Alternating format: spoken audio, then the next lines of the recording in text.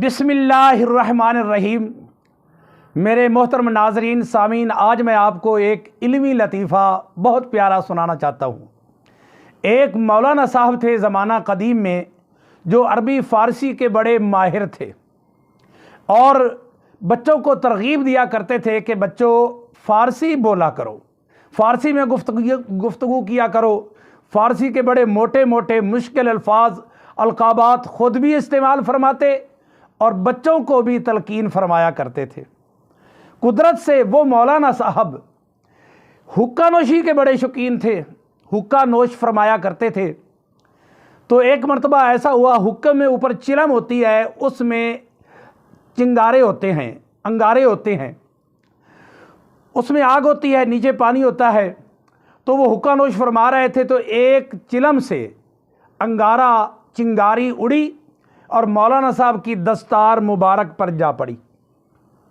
اب طالب علم وہ دیکھ رہا ہے، اور طالب علم کو وہ استاد صاحب نصیحت فرمایا کرتے تھے کہ موٹے موٹے القابات استعمال کیا کرو فارسی کے۔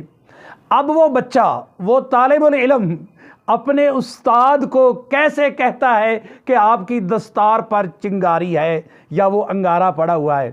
اس کی ذرا انداز سخن سنیے۔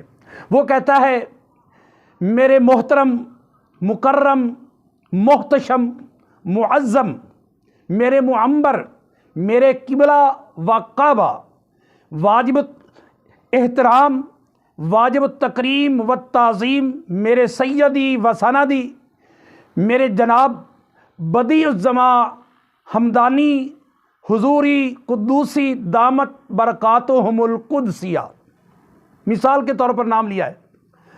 میرے عالی مرتبت، میرے عالی جناب ایک شرارہ ناہنجار، ناہنجار کے معنی بدتمیز، ایک شرارہ کہتے ہیں وہ انگارے کو، ایک شرارہ ناہنجار آتش کدہ چلم سے پرواز کر کے جناب کے سر مبارک کی دستار مبارک پر کچھ بے باک گستاخیاں کرنے کی منحوس کوشش میں مصروف عمل ہے۔ لفاظی آپ نے سن لی، ایک شرارہ ناہنجار آتش کدہ چلم سے پرواز کر کے جناب کی عالی شان دستار مبارک پر کچھ بے باک گستاخیاں کرنے کی منحوس کوشش میں مصروف عمل ہے۔